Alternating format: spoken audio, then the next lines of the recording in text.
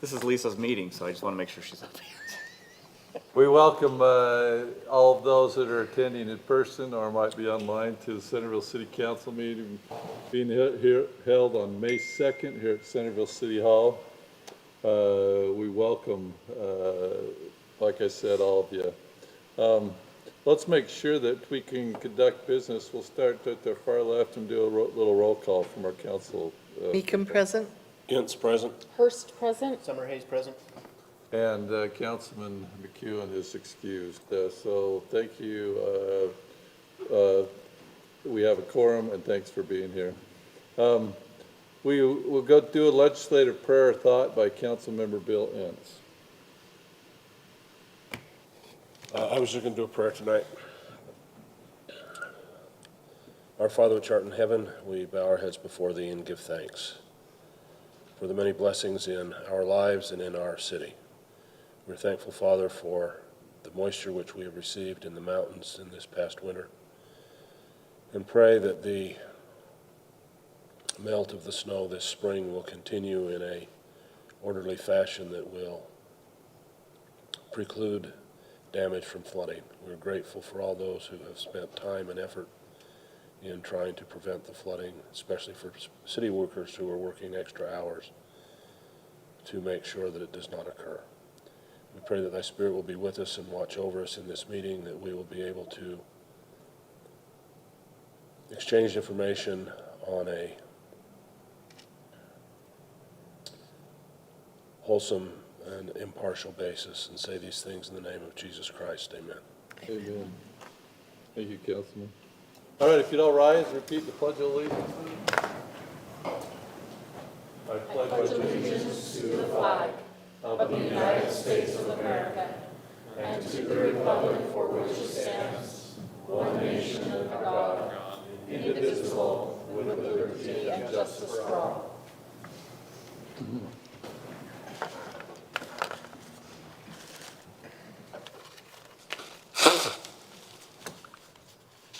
We're at the part where we have an open session where the public is allowed to come up and comment with anything that may be on their mind that we will take into consideration. We do have a public hearing tonight on the tentative budget, so if you're going to speak to that, you'll have plenty of time to speak on that one. And so you wouldn't necessarily need to come up for that, but anything else that may be on your mind, we would just ask that you identify yourself and where you're from for the record. So that's now available.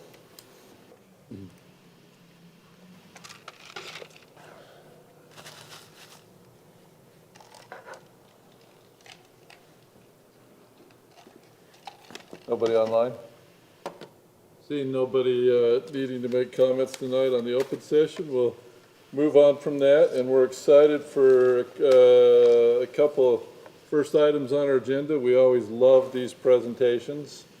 The first one we have is the Utah Recreation and Parks Association Outstanding Event for 2023.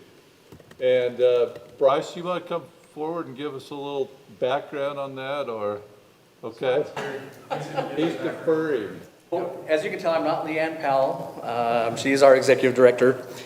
She was unable to attend today. We've had a lot of cities reach out to us to represent these awards at their city councils. So my name is Scott McDonald. I am the Aquatics and Fitness Director for the South Davis Recreation District. I'm also the URPA president, past president with the URPA. The president is a 3-year volunteer position. We're elected by the association membership. I'm on my last year of serving on the board as president, and I've really kind of come to enjoy this part of the job, being able to present awards and celebrating how awesome your Parks, Recreation, and Community Services departments are. That's just one of the favorite things I get to do, and on the tail end of my presidency, or whatever you want to call it, is just fantastic to be able to do that. So I do appreciate the mayor and the city council for giving us some time to speak to you today and recognize some of the amazing facilities and awesome staff you guys have in your Parks and Recreation and Community Services Department. I'd also like to thank the City Council and the city leadership for supporting the community services, recognizing that Parks and Recreation is essential and provides an increased quality of life and promotes a healthy lifestyle and improves mental health. What your community services, museum, parks and recreation departments do is so important to your community, from the youngest to the oldest, and it shows, like your commitment to them shows, so we appreciate that. So a little background on URPA, obviously the Recreation Park Association, we started in 1951 with 23 members. We now have over 1,500 members, probably closer to 1,700 if we include all the students and some of the vendors that we have that are members as well. But we actively support and promote the development of parks, recreation, leisure, natural resources. One of the main methods we do that is by providing specialty training, certifications, and other educational and professional development opportunities to the Parks and Rec professionals in the state of Utah. I would be remiss, and he doesn't want to be recognized, but if I didn't at least comment on Bryce King. I met Bryce 15 years ago. Probably about 15 years ago. While it doesn't seem very long, it also seems long ago too at the same time. I don't know how that is, it's just weird. But he was serving as the student rep on our URPA board, and he was very active then. I was the aquatics rep on the board. But he was very involved both at a professional level as a student and for his agency and just for the association. He's also served on the URPA board for a few years as region representative and also as conference chair, both officially and unofficially. And he's just very involved and has been very instrumental in our Leadership Academy, which is one of our big education opportunities for young professionals in the state. However, our annual conference is where we typically do, where all the people come together and we do some educational opportunities, and that's also where we present some of our awards. So this year's conference was presented in March of 2023. And we honor just some of the best people, departments, and agencies in the state. And it is, again, my honor to be able to represent one of those awards today. So the way we make the determination for this is the past presidents all meet prior to the conference and then take a look at all the nominations for all the awards and determine how it is. This year we had about 20 of the URPA past presidents meet prior. There was about 90 nominations in several categories to recognize the individuals, facilities, programs, events, and departments. They're not easy to earn, and they really do go out to the best in the field, best in the state. In fact, the guidelines is several pages thick in how to do that, and it's that way so we can definitely solicit the best information so we can make informed decisions on that. Tonight I have the honor of presenting the award for the 2023 Outstanding Event. For this award, we had about 14 nominations. The other impressive thing about this award is that it's actually Centerville City's first award from URPA. So we'd like to present Centerville City the For Flashback Fund, the community services for 2023 Outstanding Special Event.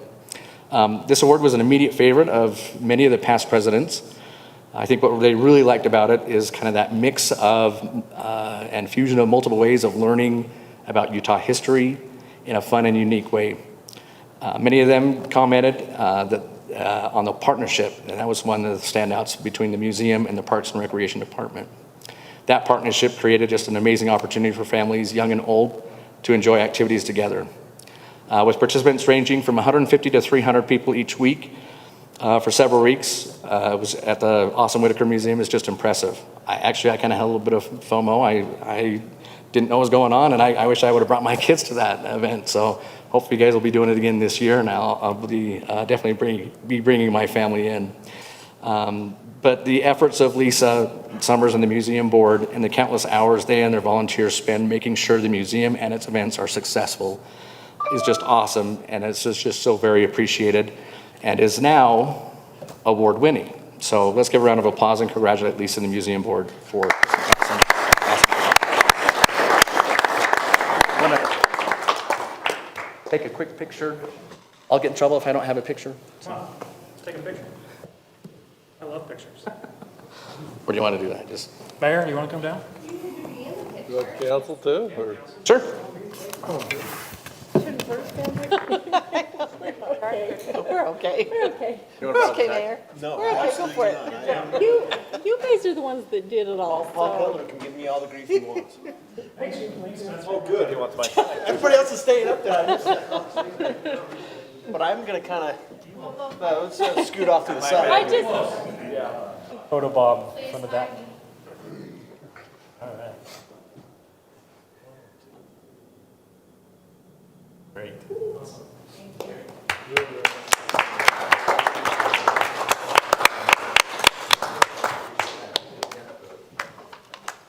Hey, Lisa, do you want to tell us any more about the events that we've got? Yeah, Lisa, you like that microphone. Yeah, I love the microphone. Give it to us. Thanks, Scott. Thank you. This is wonderful. Bryce came to us with this idea of making July not only Parks and Recs, but also including the museum. And so each Thursday of that month, we had an activity in the museum yard that invited people who grew up in Centerville. We had a blacksmith come and share. That was the Bevellises, who have been around for over 100 years. Spencer Packer came and showed horseshoeing. We had petting zoos. We had gold panning. Banbury Cross was a new business, and they donated the donuts for that event. It's really what a city is, a community. And I think it was a wonderful event. So thank you to Bryce and the museum board and Centerville citizens. Thank you. Thank you, Lisa. It was amazing. Yeah, it was quite neat. I know that you're going after dark sometimes, aren't you? With those events out here in the yard, so that it was really, really neat. So thanks again for Scott for being here, and to Bryce for pointing out the great work that the Whitaker was doing, and for the members of the Whitaker board as well too. So thank you. Any other comments, council? All right, we'll move on to the second one. This one is, I'm going to call Bruce up, and I want Bruce Cox. I want him to describe for us. We're doing an Arbor Day proclamation, but just as a reminder, because I think we're even meeting the requirements to be. I mean, it's a little bit different Arbor Day from the Tree City USA, but. Well, I think we're even meeting the requirements more when it comes to Arbor Day things in Tree City USA than we used to in the past, aren't we? Sure. No, making this declaration is one of the requirements for the Tree City USA application that I submit every fall in September, October, or so actually November-ish about.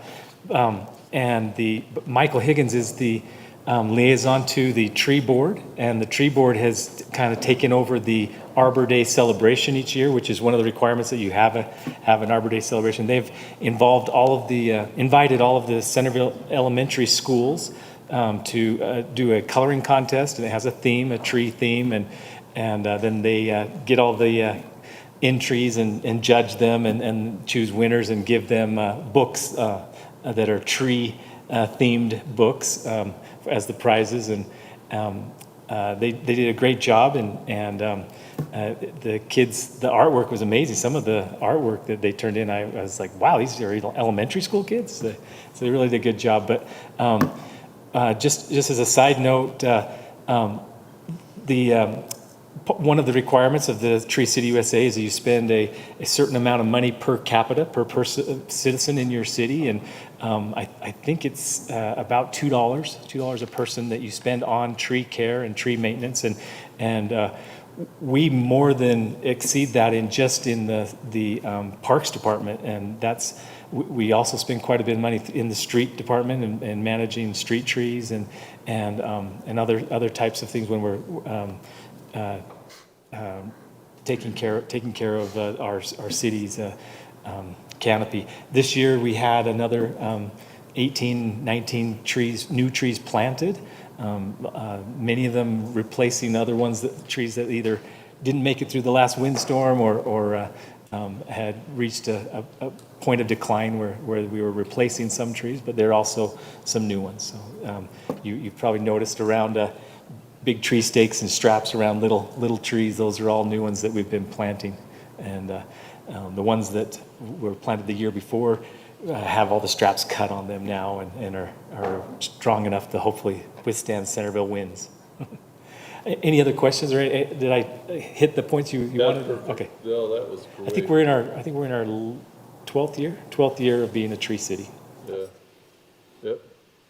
All right, so thank you, Bruce, and I'll sign this proclamation. All right, so let's move on to, this is a public hearing matter, this fiscal year 2024 tentative budget. We, as you all know, we've spent 2-3 different times going over the budget. I guess I'm going to call Nate up here, though, to maybe give us the final from what we discussed before. But Nate, I'm warning you, now that you've left that seat, the chief or Alan's going to steal it, because I've noticed how much that seat's loved up there. So you might lose your seat. It's a good spot. I'll have to evict him when we get done here.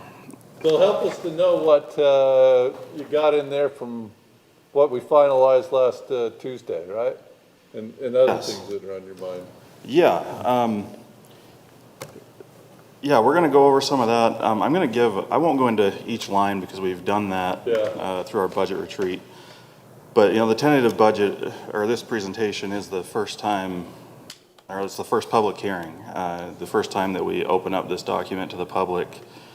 So I do kind of want to give a high-level overview of all of our different funds, but I will touch on the areas that may have changed as a result from our budget retreats. So as Mayor mentioned tonight, we have the presentation of the fiscal year 2024 proposed budget. Then we also need to adopt this as the tentative budget and set the time and place for a public hearing as mandated by state law. Before I start, I just want to thank the staff and elected officials. This is a big process. I'll go over the timeline in a second, but we started this back in January and have met frequently throughout.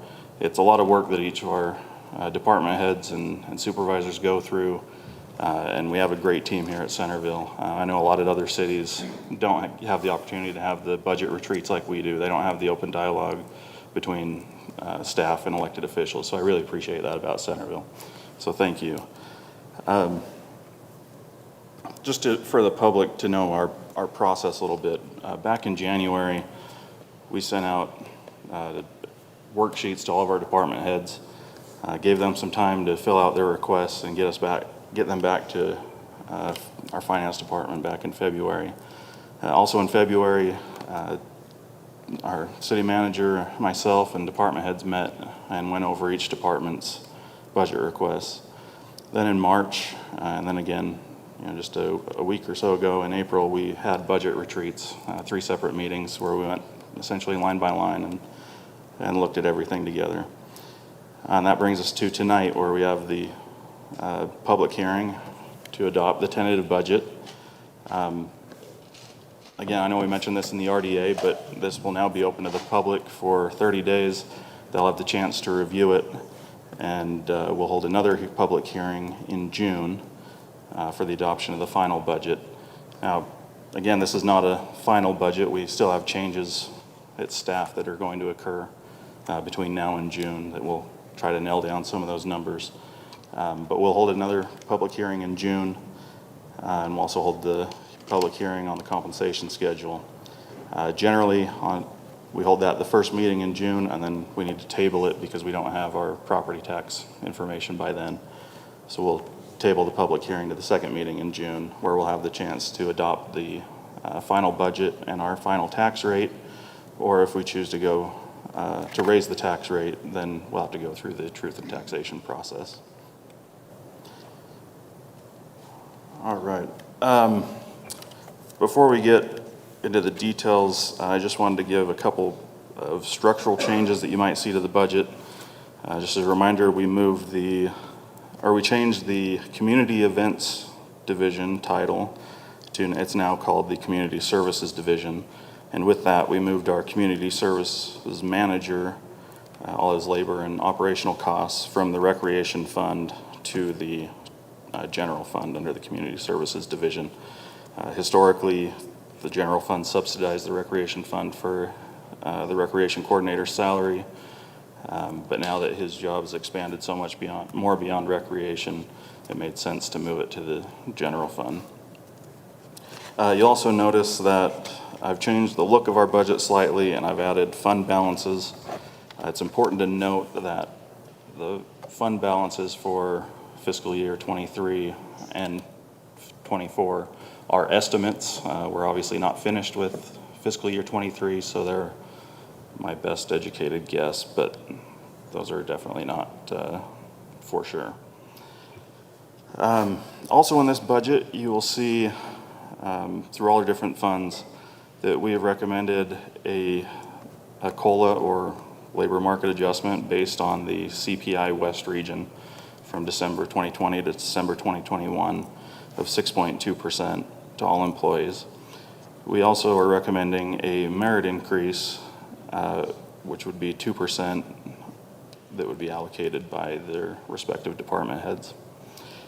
Also, speaking of personnel, the Streets Department has requested one additional full-time employee.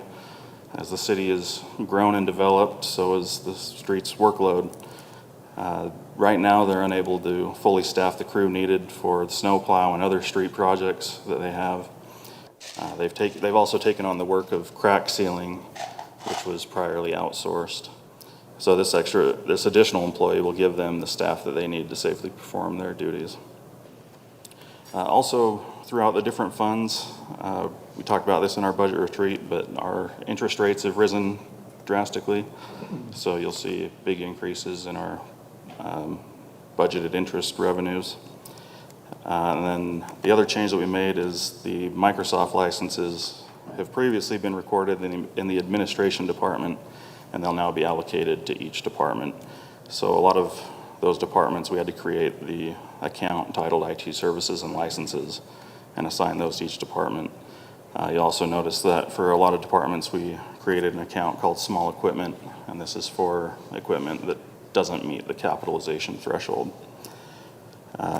As we go through the budget, anything in red indicates the creation of a new account or the change of an account title. So with that, we can get into some of the details of our budget. Let's first look at our general fund revenues. For property tax, as part of this budget, there is not a property tax increase that would require truth in taxation. We are animal control that's run through the county is becoming its own taxing entity. So we will be losing approximately $54,000 from our property tax as they create their own taxing entity. So this estimate that we have right now for our tentative budget is removing that $54,000 and then adding a small percentage for new growth. But we will get our finalized property tax numbers in June. Sales tax, we have budgeted $5.7 million, and this is reflective of our prior year actuals and our current year expected actual. Moving on to some of the different departments. Again, I'm just going to hit a high level of some major changes. Our fire assessment, we're projecting a 5% increase to our fire assessment, which is approximately $54,000. It's a pretty good impact.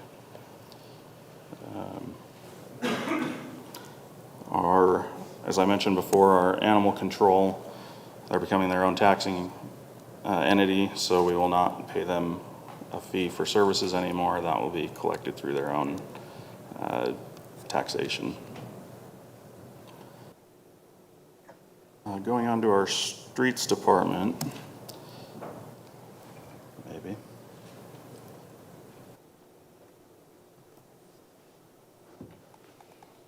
There we go. Our streets, as I mentioned before, they're requesting one additional full-time employee. I also wanted to note here that they had their streetlight contract that they're requesting that they believe will be very beneficial to the city. And then finally, in our community development, we have allocated $80,000 for our general plan study. Then in the other number that changed as we balanced the budget is our transfer. So our transfer to the capital projects fund is now $596,000. Other changes, I forgot to mention in streets, we did increase the signs budget from $37,000 to $46,000 to allow for that additional flasher. That was the main change in the general fund. Nate, Yes. I don't mean to interrupt, but it looks like on the transfers to capital projects funds, it went up a little bit from the department requests. Can you remind me what that was? Yeah, so the amount that we transfer is, in essence, a balancing number. So we have our general fund revenues, all of our department expenditures, and then that leftover amount we transfer over to our capital projects fund. So as we reduced expenditures from the department request to the tentative budget, Okay, that allowed this number to increase. okay, thank you. Yeah, as we make changes, even going through before the final budget, this number will most It might likely change a little again. bit. Mhm. Okay. All right, going on to our RAP tax.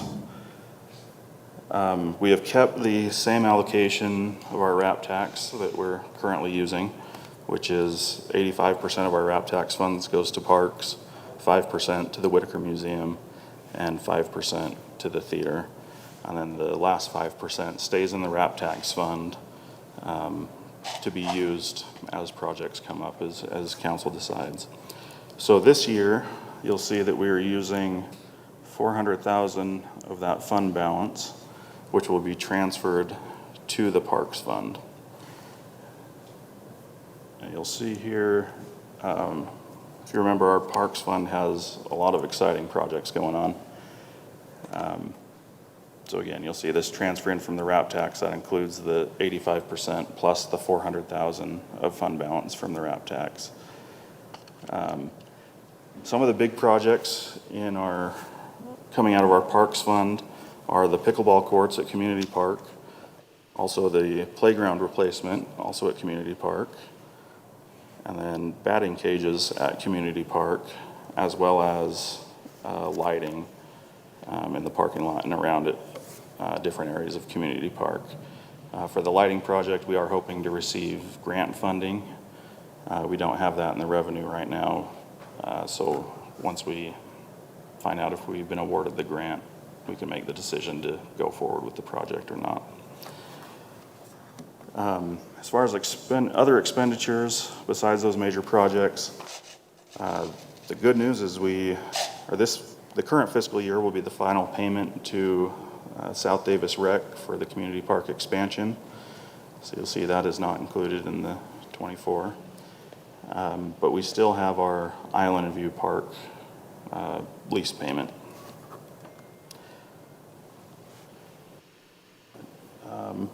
Going on to our capital projects fund, Nate, I don't Yes. see the pickleball courts anywhere. they're bottom line here.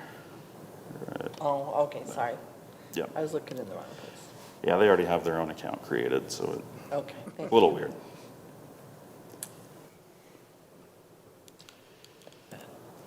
All right, our capital projects fund, I don't think we need to go into every detail here.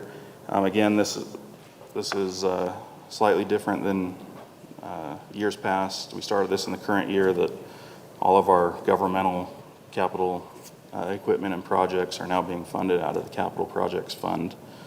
Although I will note that we did add back in the police 360 camera as well as the decant station awning. And those were changes that were requested at the budget retreats. Then I'm going to skip ahead to the water fund. Just wanted to make note that the major project out of the water fund that will be starting this year is the Oak Ridge Reservoir, or the construction of the Oak Ridge Reservoir. We're in the process of receiving a $1.5 million federal grant that will help pay for that. Well, that project will be starting in fiscal year '24. Going on to the sanitation fund, as discussed at our last budget retreat, there is a fee proposal included in this budget. So in fiscal year '24, the contracted cost to the city for collection services has increased 7.1%. And then in fiscal year '25, those collection fees will increase again up to 5% based on CPI. In addition to this, the tipping volume has increased, which is at an additional cost, and the cost of containers has also increased significantly. So due to these increased costs, the city's proposing a fee increase for the collection of garbage, recycling, and green waste. The proposed fee would change the collection fee from the solid waste can from $13.69 to $15.55, the recycling can from $4.35 to $5.11, and the green waste from $10.61 to $12.07. And that is essentially our highlights of this budget. I will note that at the end of this budget, you'll see the RDA budget that was previously approved as the tentative budget in the RDA meeting. So with that, again, staff recommends adopting this as the tentative budget and setting the public hearing for the fiscal year '24 final budget for June 6th at 7 p.m. Are there any questions? Let's talk about Utopia real quick before we move on. So, the Utopia rebate is much less than we anticipated. Our previous, Councilor Meekum and our previous conversations with UIA and Utopia, instead of it being approximately, if you can go to that, what's that amount? Instead of it being potentially 146, it is going to, what they're proposing is 74,000. So essentially half of what was being discussed previously. But both Councilor Meek and myself have been having discussions with Utopia, and I think Utopia board, maybe Councilor Meek go into more detail, are going to go back and reevaluate that rebate amount. Is that fair to say? So. What's that? So the challenge with that, it's really complicated. There's debt financing. They're looking at getting some debt servicing, and if they get this debt, then they'll be able to give a higher amount on the rebate. I just don't understand the mechanics of that whole thing. So nonetheless. And they're trying to say to us, oh, you're going to get it, don't worry about it. But then out of the other. Trying to be conservative with the numbers. They Yeah. anticipate that being higher than that, but they're just trying to be conservative. Yeah. But I don't like them to say one thing. Have they been conservative in the past? Because that's like way lower than 2021 and 2022. So it's really complicated. They call it an OpEx payment before. So some cities made the expense early on, and so they got this rebate back. Centerville chose not to make that expense early on, and so over the years we lost a portion. We didn't get the rebate for many years, the OpEx payment, because we had payments we owed to Utopia. But once we paid off Utopia our amount, then we qualified for this rebate that we received over the last 2 years. What's our 2 years, right? So our first year was a couple of years ago. But then that ended, those payments, OpEx payments, that program essentially ended. So now they're transitioning to a new type of reimbursement or contribution towards the bond payments that we get to benefit from. And so it's a whole new program. And so that's what they're trying to work through, is how do they reimburse the cities for their bond payments and do it legally from UIA to Utopia. So it's a little more complicated. There is some conversations that were had that last year that maybe they were too generous when the new program was implemented, which created some unrealistic expectations moving forward. But that's where we're saying, well, you created those expectations now, so let's find a way to make this work. So And they're UIA is doing really well, so we don't know. I was going to say, they're actually doing better. I mean, all of our reports is giving us great hope, so it was really hard for me to sit in on all those meetings and have them, everything looks like, this might actually be okay, and then have them come out and go, oh, but, and I'm like, So we'll keep you updated on that, but that's just the updated number for now, but we're optimistic that it will increase back up. But we'll keep you informed on that one. I just wanted to draw a little bit of attention. That's a big thank change. you. Yeah, thank you. I forgot to mention that one. Do we continue to have people adding Utopia to their homes? Yeah, we're one of the highest take rates in the Utopia cities. I think we're at 48.2% or something yeah, like it's, that. we're pretty high, That's higher really than I good. ever would have anticipated. Yeah. So that's a great thing. It went up dramatically the last 3 years. Yes. Amazing how suddenly COVID- we needed COVID good really internet helped. in our houses. Anyway, sorry. Thank you. Oh, thanks for bringing that up. So we are at questions point. Any questions for Nate before we move to public hearing portion? Okay, motion to go to public hearing. Motion to go to public hearing? Second, All in favor, aye? I, Okay, so now what we have a public hearing for the fiscal year 2024 tentative budget, which our finance director just has discussed. For any member of the public that's joining us online or here in person, wants to come up and make a comment on. So that is now open.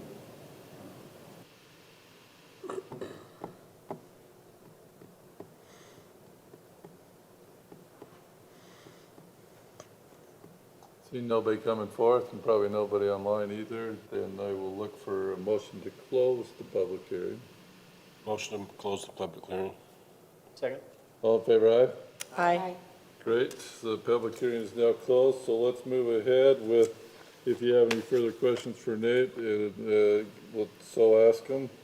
And we also need to adopt this tentative budget and set the time and place for, which he outlined on a schedule in front of us, right? At the first. So, if you don't have any more questions for him, then we need a motion to do that.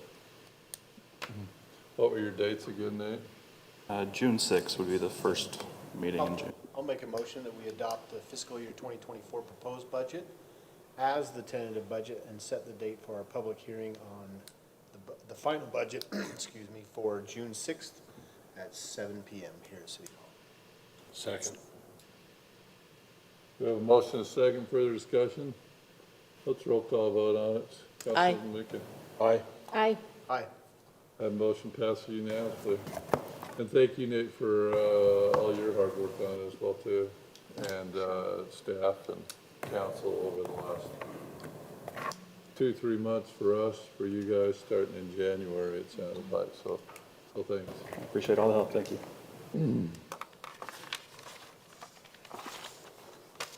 All right, let's go to Flock Software. Chief or Alan, which one of you is presenting?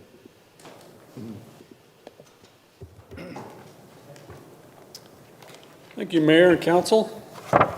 So you may recall, you probably will recall, last January, we came to you and asking for permission to sign a contract with Flock Safety to install 11 cameras throughout the city that we would be able to utilize in crime prevention and solving crimes. I think we explained how those cameras work to you during that period of time quite well, but if you have any other questions, I'd be happy to answer those now.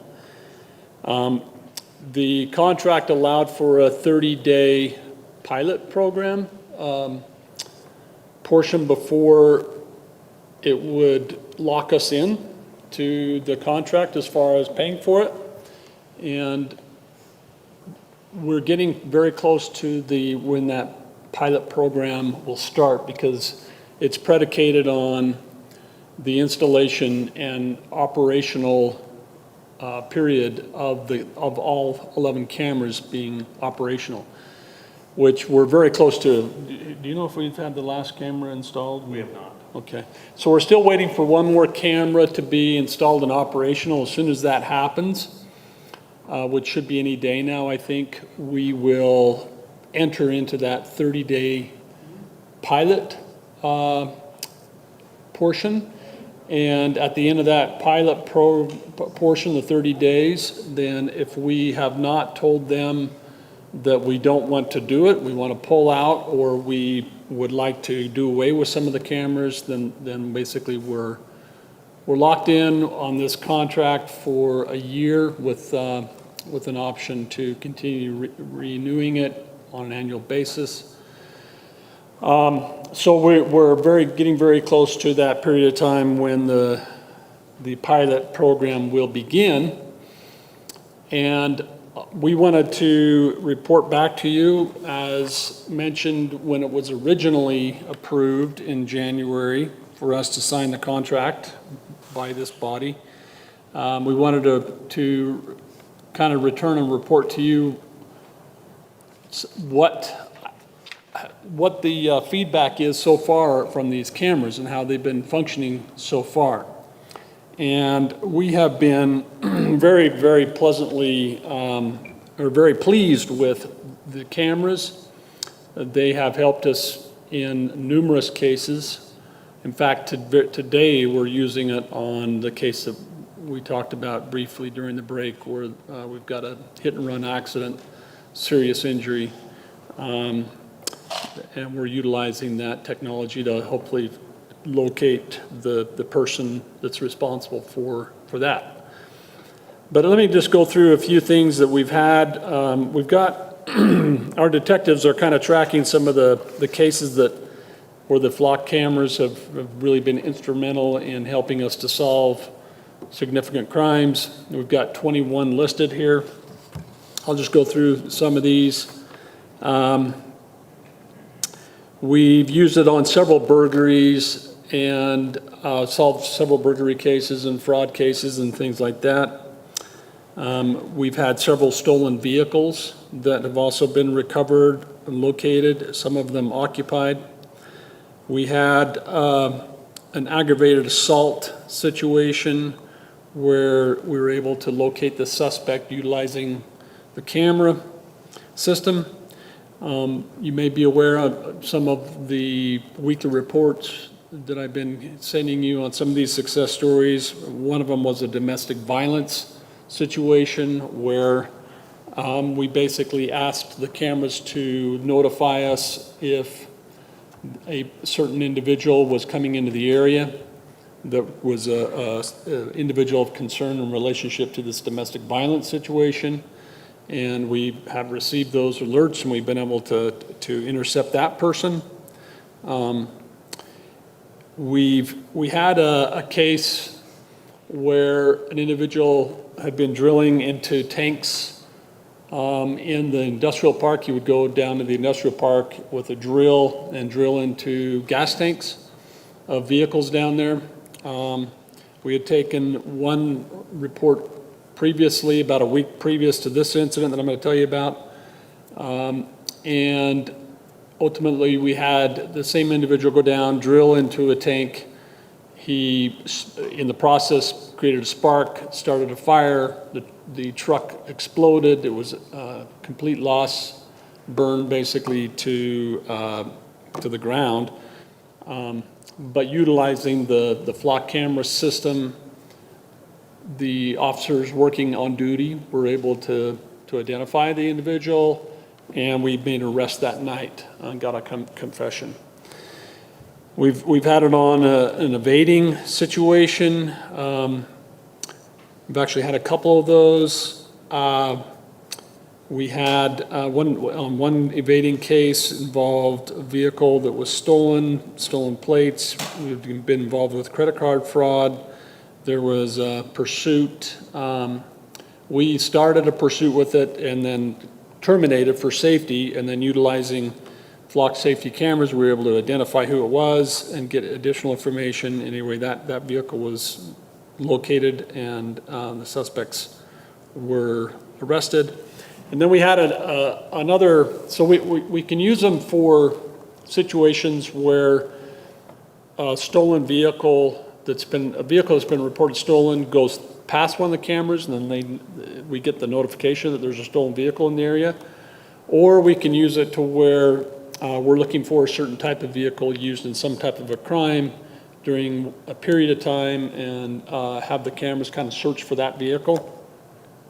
So just the other day, we had a hit and run accident involving a 6-year-old girl. The driver actually didn't know that she had run into this girl, and we got a description, but we got a plate number from witnesses that was the wrong plate. And one of our detectives working on duty at the time heard the call, quickly got on flock cameras and spotted the suspect vehicle, got a correct plate on it, and we were able to locate this person as they were pulling into their driveway. So it's been extremely useful for us, and that's just during this period of time when it's not fully operational. We don't even have all the cameras up and running yet, and we haven't entered our pilot program or pilot part of the contract. So we just wanted to come before the council and express to you our satisfaction and our desire to continue with flock safety, and to basically get your blessing on it. Maybe I can invite Lieutenant Ackerson up too, in case you've got anything else to add. I'm not sure if you... I've just received a lot of feedback from officers in the field in addition to detectives. So the officers are utilizing it almost daily in their work, and they've made comments back that it is one of the single most important advances in technology for law enforcement that they've seen in their careers. And they would be sorely disappointed if something happened to the program. They wanted me to pass that on to you. But And just to be clear, in our budget, Nate, you can maybe give a nod, we have this in our tentative budget as it stands in line 265, correct? We did talk about whether we were going to keep all of the cameras. You didn't think we'd need as many as they were installing. Are you thinking now? Y'all knew that wasn't gonna change. I'm just kidding. They were gonna keep them all. But are they It's so- leading? Right. Right. We are still in the process of trying to figure out which cameras are more effective than others, but they all seem right now to be playing a key part. And a lot of that has to do with tracking as well. When a car takes the exit off of I-15, one camera picks it up, and then as it moves off of Parrish on a market or frontage or else, another camera might pick it up and give us a better direction of travel. Anyway, Do we help or hinder the flock safety system? It'll probably hinder. yeah, I did see the cameras shown on the graphics there. Touch on the potential change in law that would be beneficial to keep all cameras, allowing you to relocate them, talking about UDOT allowing it in there. All right, yeah, the recent legislation passed favorable for LPR. And so it's basically, because up until now, UDOT has been either denying permits to place cameras on their right-of-ways or dragging their feet. And so the legislators did pass legislation telling UDOT to consider and to pass permits. And so it is. Which allows all the cameras to be a little bit more effective if we position them. So I think it's great to hold on to all 11 for right now, again, as we're trying to figure out and maximize. And this price Those includes locations. those 11 cameras? Yes. To Robin's point. Yes. How many cameras does it take to cover the freeway exchange, 2 or 4? Oh, the off-ramps and the coming into Centerville? Well, I mean, you're gonna cover both off and on, aren't you, or not? Correct. And right now, we're doing it, on the east side, we're kind of doing it with 2. And so we've contemplated bringing one more camera over. But it still remains to be seen how UDOT will implement the permit program. I was just on the phone with Flock the other day, and there's still no real guidance, and they still haven't started the permitting process. And so there's still plenty of Centerville left that could be covered. And so if we are able to more effectively use cameras right around Parrish, right on the UDOT right-of-way areas, that might free up another camera to go to another area of the city that is currently lacking. So if you've got a camera on Main Street, does it take two to cover coming into and leaving Centerville, or will one cover both directions? The cameras only cover one direction up to 2 lanes. And most of the cameras are set up to capture cars as they enter the city. And not so much right now leaving. So we've tried to balance the number of cameras with cost and the cost value benefit. I mean, there's areas in the city we could probably want more cameras, but what's the best use of our money? Where strategically should we place them? And that's part of this pilot portion of the contract. We can look at it and we can have them move a camera. Say we want to keep the 11, but maybe this camera over here isn't quite as good and we would like to have it moved somewhere, and they'll do that for us during the pilot portion of it. But we felt like we were striking a pretty good balance with 11 cameras with what we're trying to accomplish. And then the other thing is it allows us to tap into basically all of the cameras within the network nationwide. So if for example, we had 2 juveniles that had run away from Arkansas, I think it was. And they had taken the exit into Centerville, and because they were flagged as runaways on NCIC, we were notified that this car had taken the exit, and we were able to locate these runaway juveniles and reunite them with their parents. And so that's something that is also available to us nationwide if we're looking for runaways or whatever, and they end up in Arkansas or wherever the cameras might be. So I have a couple of comments, one for, one against. I've had a couple of phone calls of people that were a little concerned about it being Big Brother, and was I concerned about,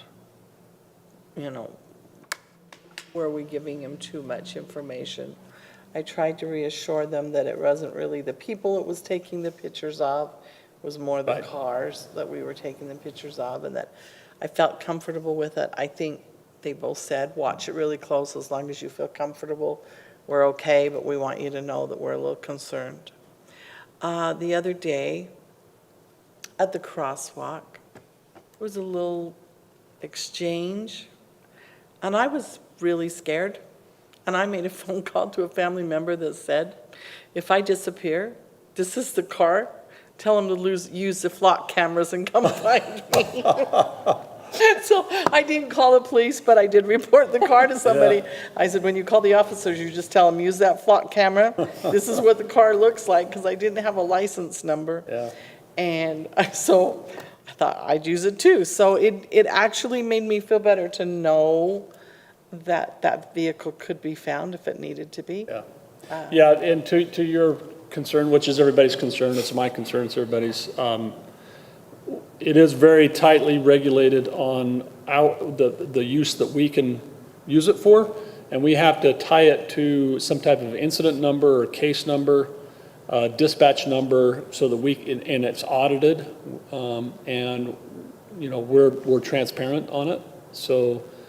And if we start to violate the conditions, and that's spelled out in our contract, Flock will cut us off. I did explain that to him, but like I said, it did make me feel. And then I tried to explain that to them. I said, I guess if you're the bad guy, you don't really want us to have flock cameras, but if you have a child or a family member or somebody that's in danger, you'd be really thankful that we could, use it. And so they kind of agreed. But I did laugh at this. I had a man get fairly angry with me, and I was a little nervous, and I just thought, no, thank you. Yeah. You try to get me, they're going to get you on the.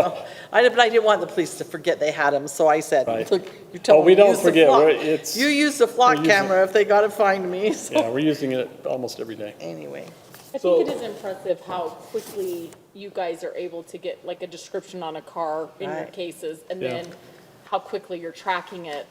I mean, I think that is awesome for crime solution. It's a force multiplier for sure, and it eliminates so much investigative time. Yeah. As far as 11 cameras, I mean, I think about like kind of the main areas, not even all of the roads in Centerville, and I think I can see how you need 11 for sure.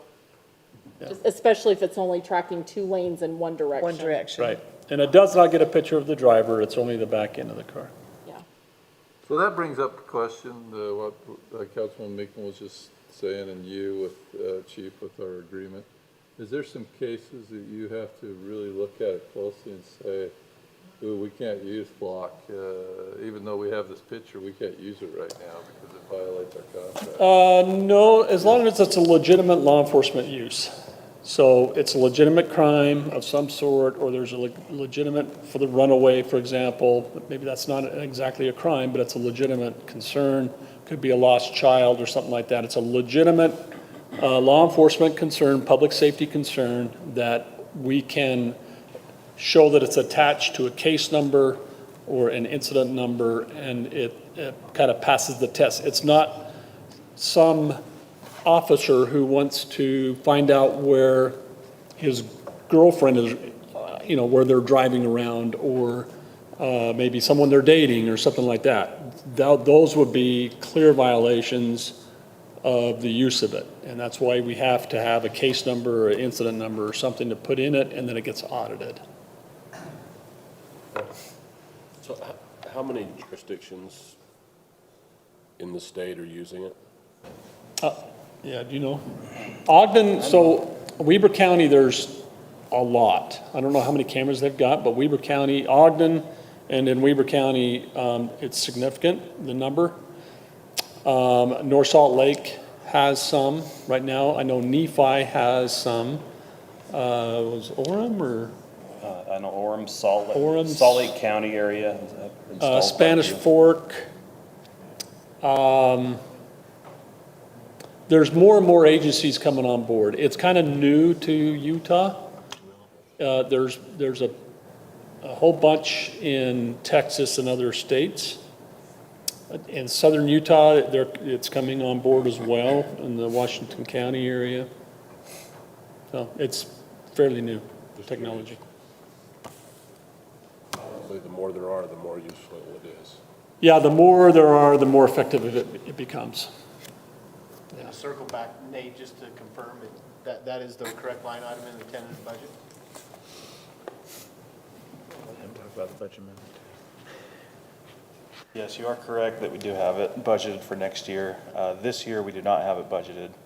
So That's right. whenever that goes into effect, we would have a month or two that would require a budget amendment. Okay. Thank you for clarifying that.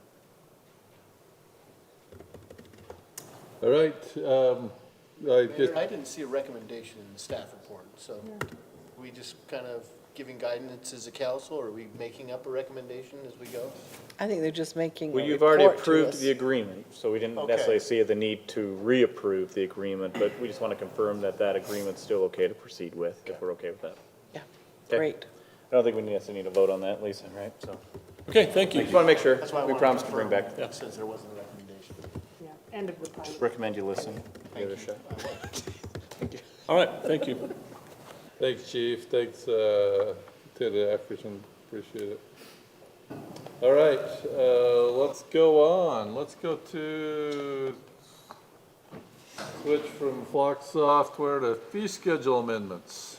If you recall, a few months back, there was 2 or 3 incidences in our community that made us start thinking about our cemetery fees and what a definition of a resident is, and we discussed it, and so it's come back for, and Lisa, are you gonna address it? Sure, yeah, thanks for the introduction there. The council had a number of suggestions of broadening the definition of resident for terms of our cemetery fees. Those ideas are in the staff report, and as I mentioned, we've implemented all of your ideas except for what was the one? If you've lived here at least 20 out of the last 40 years in Centerville. So, because I think, in my mind, we've covered it quite a bit for someone to qualify as a resident. So now, any person who's lived here for at least 25 years, that one you adopted previously, and we're adding that if they've lived in the corporate limits of 60% of their life, any person who served a full term as mayor or on any of our boards or committees. The full term was our finance director's idea. We were struggling with 3 to 5, but planning commission serves for 3 years, council serves for 4. So I thought that was a great suggestion to just address any. But I did limit it, or we did limit it, that it has to be a committee that is a public body of the city, which we define in Title III of our ordinances. So, Which could be parks. yes, parks, trails, Whitaker Museum, Whitaker, landmark, tree, yes, tree. And then the council is also recommending that any full-time employee of Centerville for at least 20 years or who retires from employment with the city at the time is eligible to be a resident. I did want to point out that the previous ordinance sort of used the term residence and domicile. And I had used those definitions because they were in the tax code. And I thought, oh, it's got to be defined somewhere in the state code. So I used the tax code definitions. But when I was doing research for these amendments, I found better definitions of resident in the election code. And so I'm now making, because they actually have in this 20A-2-105, they have a wonderful, description of resident. So, and in the election code, they refer to it as principal place of residence. So you'll see those amendments, and I just think that's a better, because even sometimes I would read this and I'd be, okay, what's domicile versus residence again? So I think this is just easier way of definition. So with those, we're recommending the council adopt ordinance 2023-07, and this amendment does not require a public hearing. So one of the notes that I had from our session, and I don't see it here, but maybe it's in the red line version, was, and I guess it's right there, it's a +1 as well, definition, correct? So are we affording, does this amendment include the quote-unquote resident as now defined +1? I see, they get to buy another one? Yeah.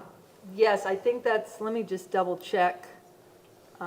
That's probably in the time of burial purchase, yeah.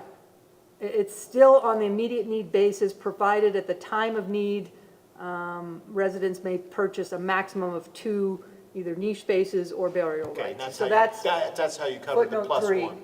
Yep. Okay, It's in our thank you. existing code. Okay.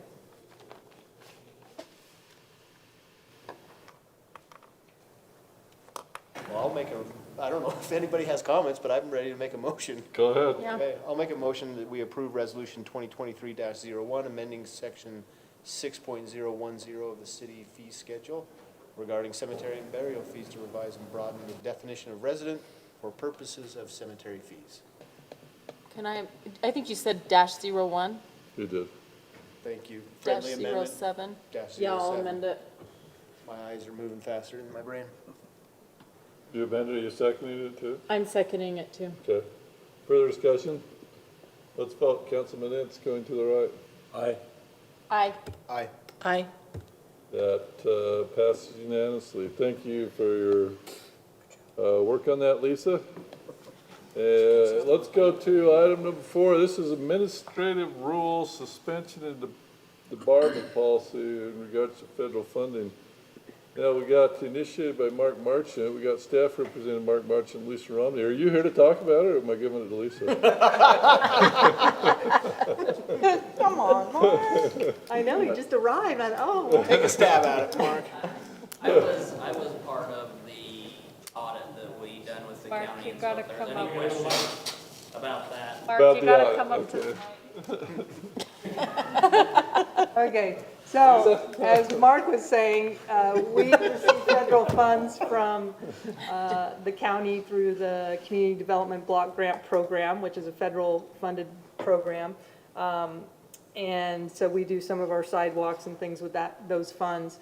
And the county did an audit as Centerville as a recipient of those funds and suggested nicely that we need to have a suspension and debarment policy in order to qualify for that program. So it's a federal requirement that if you're going to receive these federal funds, even through the county, that we have this policy. And it's a good policy. It just basically says, when you're bidding out a project, you need to go to the sam.gov website and make sure that the companies or the people that are bidding have not been debarred or suspended from transacting, or receiving funds from the government. So, Is that does the government make that fairly easy for our staff to search through that when they're bidding? It's easy to. Okay, I just wanted to. yeah, I do not, we only have one I want to make employee sure it wasn't onerous. that has access to that. And so I haven't used that, but I do think that it appears in the regulations that it's pretty easy and you just need to double check. I think it's a good idea. I did take the opportunity to add some other provisions about the SAM program and officially designate the Administrative Services Director as our SAM administrator, so that we have that specified. So with that, unless Mark has anything to add, we recommend approval of Resolution 2023-08, adopting a new suspension and debarment policy so we can qualify for federal funding.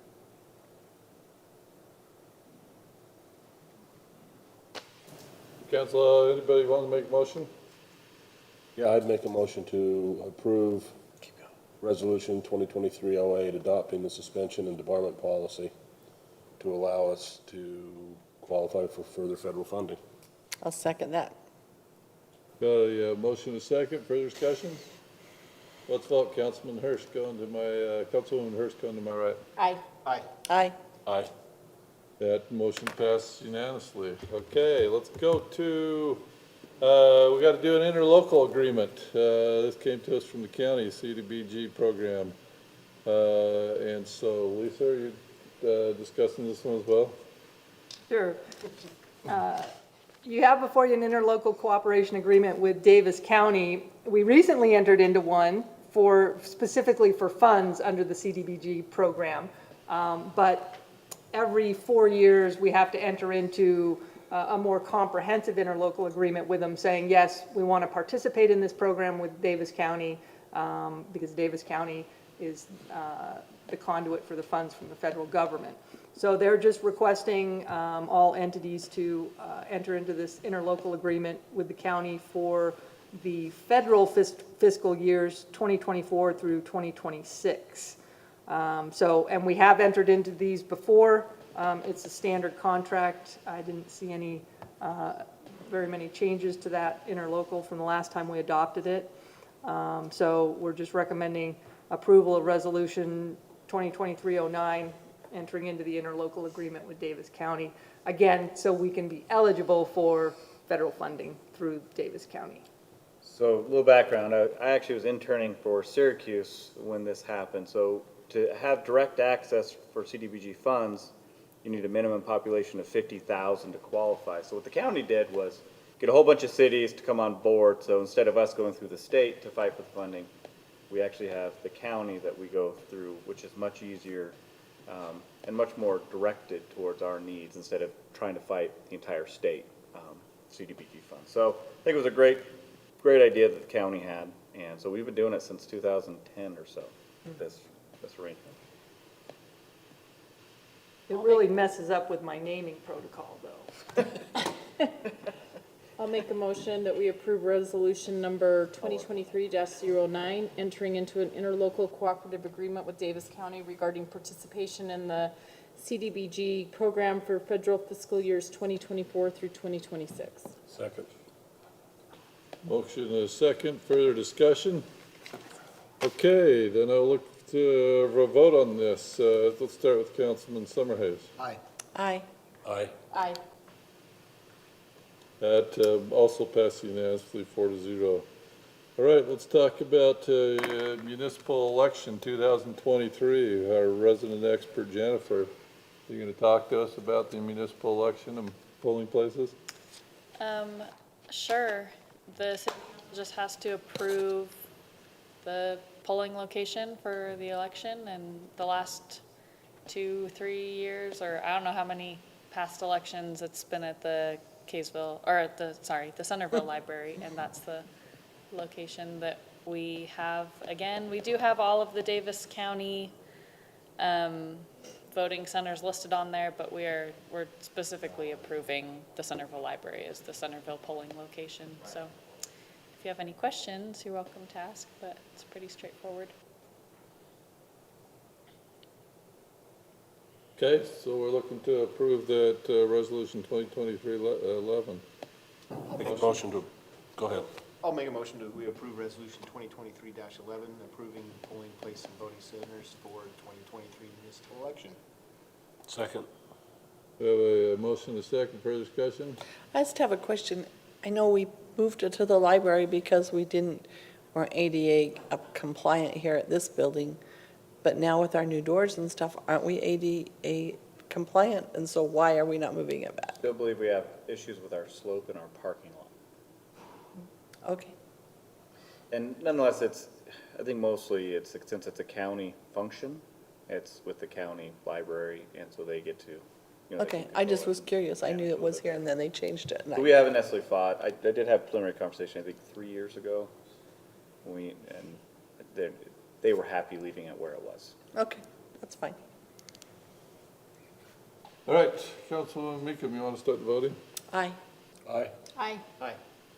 That motion passed unanimously as well, too. Okay, let's talk about, we vowed to bring you some legislation that affects cities. So today we're going to get a legislative update on House Bill 364 and Senate Bill 174.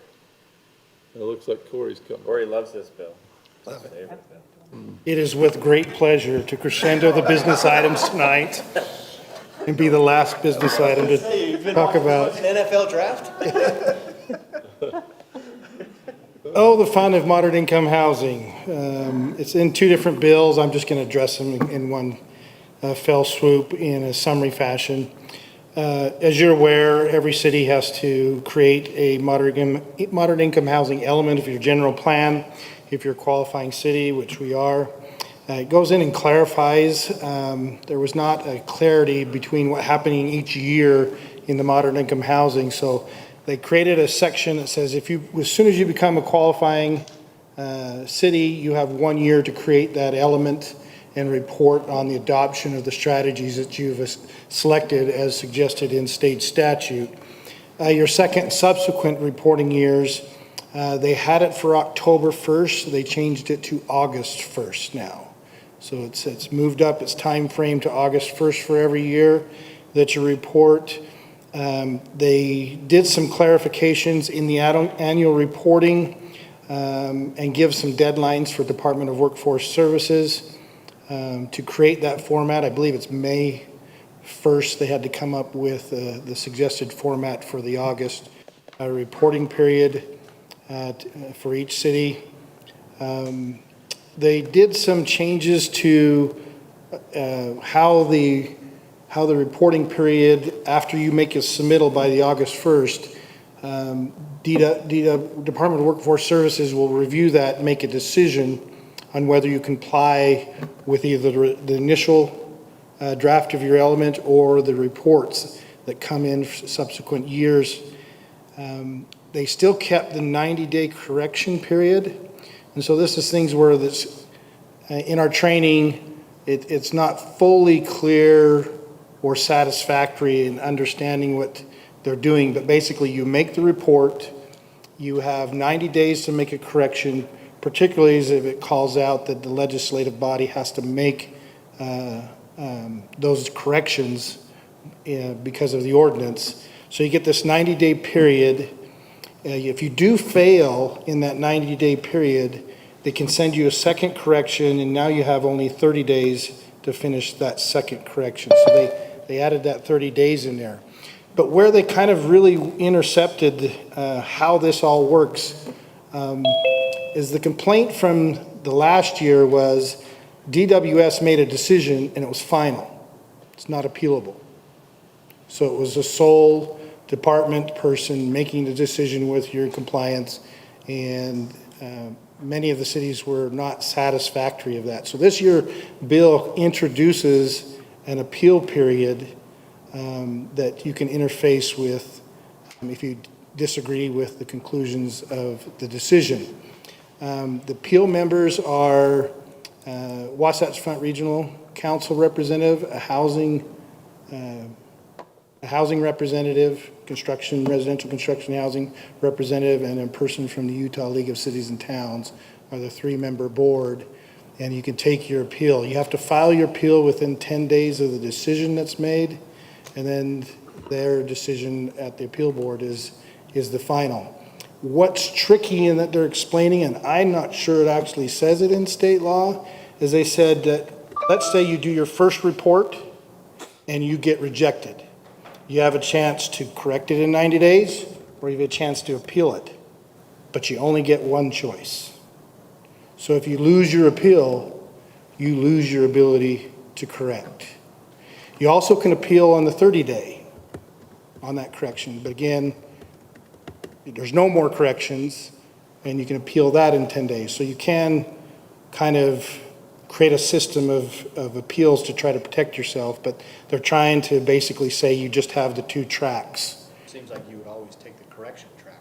Yeah, it seems like you'd take the correction, the risk of the correction route, and then see if the second review is lacking in sufficiency and you want to exercise your appeal rights to it. The other aspect of it is the penalties that came into play. And this kind of goes into that appeal period, which I'm not sure the statute says. And we brought it up into our training, and they said, oh, we're going to go look at that. But there's two standard penalties about funding. So remember, we have to do 3 at minimum if you're not a transportation node. You can do 5 to get a preferential treatment for funding. So penalties is that you'll be rejected. If you fail, you're rejected for the transportation funding for the failure of that year, or the COVID relief funding. I don't know if that's still in existence, the COVID relief funding, but that's a place that's also, you don't receive that. The issue that comes into play with the 90-day and the appeal process that's not clear to us, and they said they'd come back later to, is in 2024, there's an additional penalty. The penalty is a fine per day. So I think it starts out at $150 or $250. $250 per day that you're not in compliance. And as you make those corrections and so forth to try to get into compliance, you have to pay those fees to bring yourself up to muster, to be declared clean. For business day or calendar day? It's per day. So if you think, if the 90 days, where the issue comes in is if the 90 days expires and you either appealed and didn't win, or you didn't get corrected, that $150 a day goes all the way to the next year in their initial presentation to us. So you have $180,000 to pay, or $90,000 the first year. Then it increases to $500 the second year. And so, as that was brought up in the training, they said, well, we got to read that into it. But that's initially what they're saying is you'll be fined for that period of time for the following year until you can report again and bring yourself into compliance. I'm not sure the statute actually says that, because the way it says is per day, not annual. And it talks about that you have to make the shortcoming payment in order to be declared in compliance. So there's an assumption in the language that you're going to fix it. But then there's this assumption that you can't fix it for a whole year after 90 days. So it's a little weird that way. But that doesn't start till 2024. So right now the penalty is just your transportation and COVID relief funds. They made the amendments for county and municipalities equal that way. But it's interesting. One little tidbit that was interesting about the bill is there was a dispute in last year's reporting when cities submitted their element, and they didn't quote the statute correctly in the strategy, didn't put a period or misspelled something. Now the statute says you have to do it verbatim. I call it the West Bountiful line item. Yeah. If you call it out wrong in your plan and you get rejected, you'll be paying in the Olin Walker Fund for a whole year. I think what that says, it specifically says that recommended by the legislative body for implementation by restating the exact language used to describe the strategy set forth herein. I just read that because they are getting so detailed on what we have to do for moderate income housing. I think that's the bottom line. I mean, to say restating the exact language, I mean, I'm not sure I've seen that in statute. Yeah. So they're getting down to the, you know, the tip of the pin with this bill, but the message is that we need to have our, you know, implementation plan, and we have to work on it every year and show progress, so. And that's another point of the dispute is the progress that didn't bring in clarity in this last meeting. Like, do they even give you metrics by which you can measure yourself? Not really, it's just what you have to address and how, like one of them is how did the market respond to your efforts? I don't know, how did they respond? Do we take a survey monkey poll and see what people respond? Tongue in cheek on that. But the thing that I found interesting that some of the cities did, and we copied it because it was suggested by the Department of Workforce Services, is it's a 5-year plan, right? That's the idea, you're gonna take 5 years and try to implement this. So they accepted a schedule inside your 5-year plan. And you can do this year, and this next year, and this next year. And a lot of cities, not a lot, but several cities picked that, including Centerville. So we would start something in 2024, 2023, we would just pick up another one in 2024, we'd pick up 2 in 2026. Now Department of Workforce Services in the training is saying, oh no, you have to show on each strategy how you made progress every year.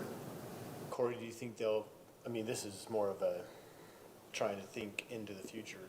To me, the only true measure of moderate income housing would be actual units in your community that are delivered within the definition of moderate income housing. Right. So then the only way to track or measure that would be really through building permits. No? Yes and no. Or approved. Because But a if building it's permit not, doesn't tell us if it's affordable. yeah, if it's not rent or mortgage Well, on a restricted, building permit they wouldn't at give least that. have to show a cost. I mean, I know the Utah is becoming an open or a transparent purchase or sale price state soon, or it's in the works. So maybe that will become part of that process, but, you know, that's just a whole philosophical discussion. Right, right. But to me, that, if you're really trying to achieve an objective, you have to have some concrete measure to. And I don't think they've reached that level yet. It's, Thankfully, I guess. you know, initially when we started this, we were told by Utah League of Cities and Towns is, look, try your best. Try some effort. Don't just be rebellious and try some effort. And then all of a sudden this bill's changed and come out and says, oh no, you're gonna make progress or you're gonna be in trouble. So, and I think it's a matter of who's reading the statute and I think the role. Now I'm kind of throwing Department of Workforce Services under the bus because I think as individuals, they're just thrown this by the state legislature to figure out a way. So, you know, they're under because they have to report to the state legislature their efforts and work. So they're feeling the pressure from their end, which in turn says to the cities, do it right, because we got to do it right. Well, and I think we need to remember, and maybe Brant, Lisa, somebody can keep this when we're going to meet with our legislators again next year. It needs to be stated, you're trying to get us to fix it. You're going to fine us by the day, which to me tells you we're trying to get you to fix it fast. But on the other hand, we're saying you can't fix it. So I think our legislators need to be told that point blank. Look, here's your problem. You're charging us so that we'll hurry and fix it, and then you're saying you can't hurry and fix it.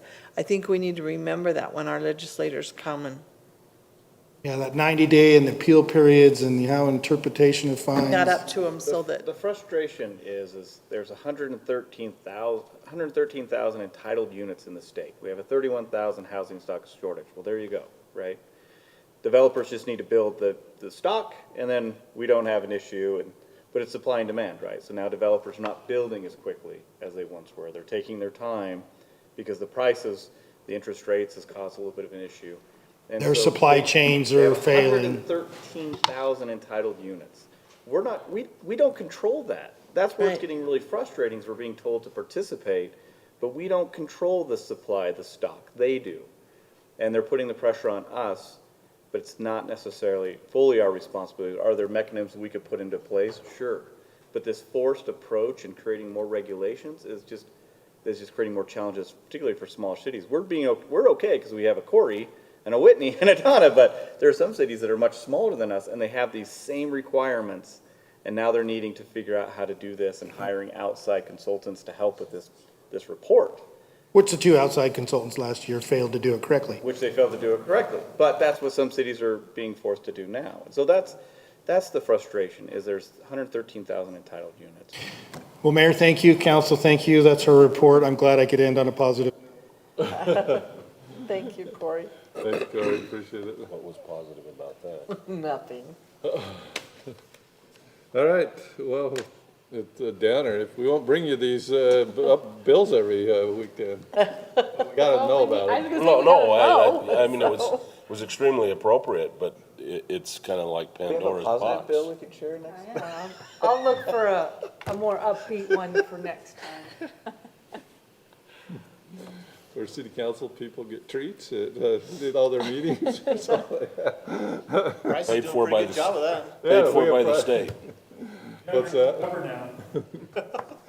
Okay, let's go to our summary action calendar. We have 3 items on here. We have a bond reduction of the Juarez residents, about 30,000. We got a bid award, Linda Loma and Wilmar, 85,768. We got a bid award, Deerfield and Second East, 55,682.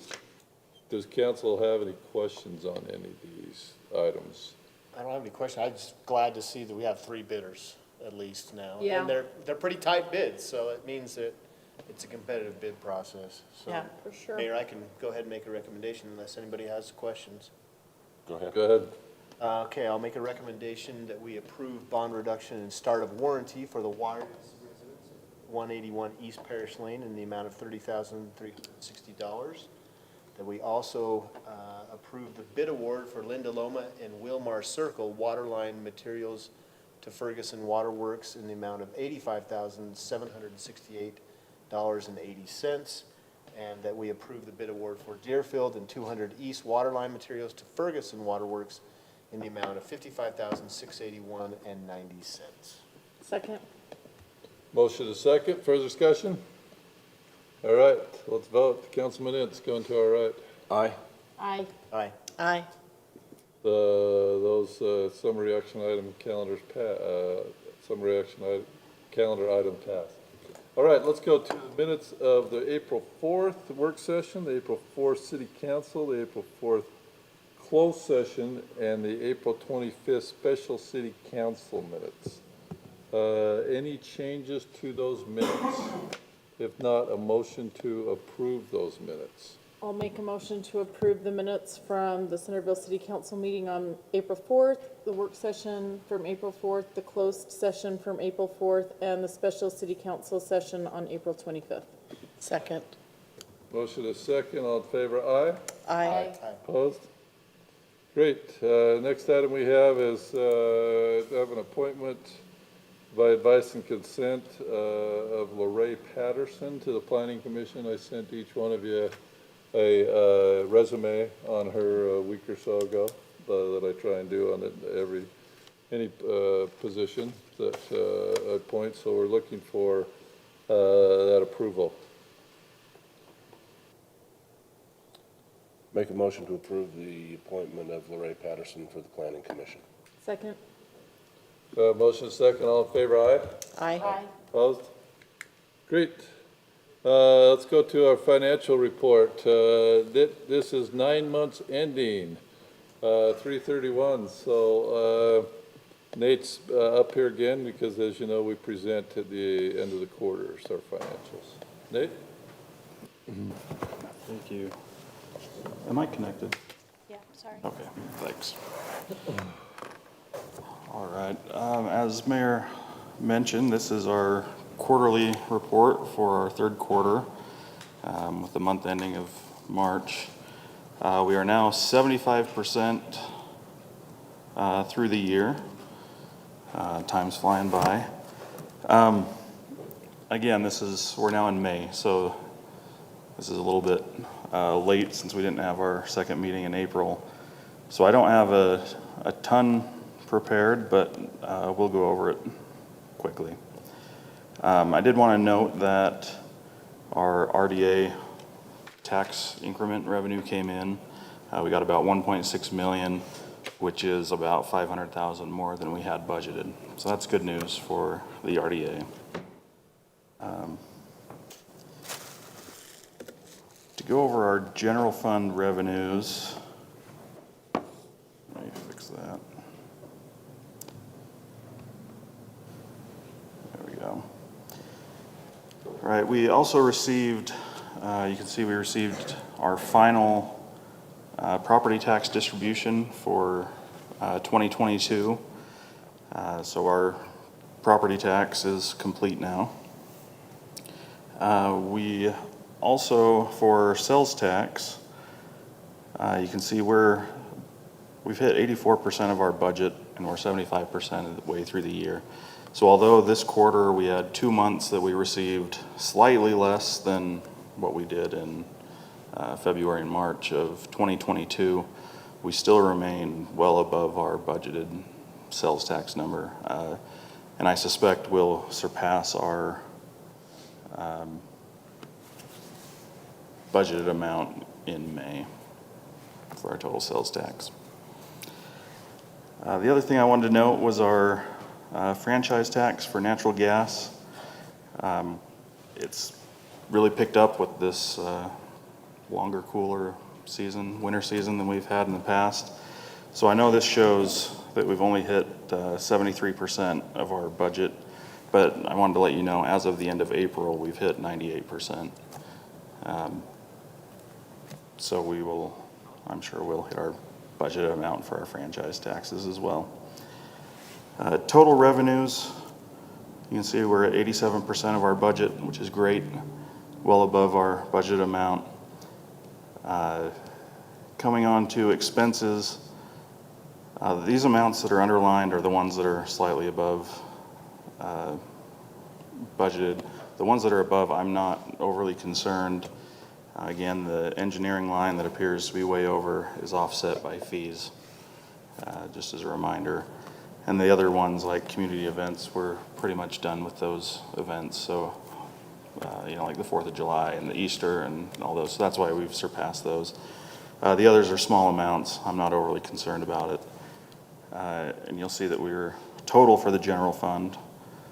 We've only spent 71% of our budget, which gives us a net income of 1.9 million as of the end of the quarter.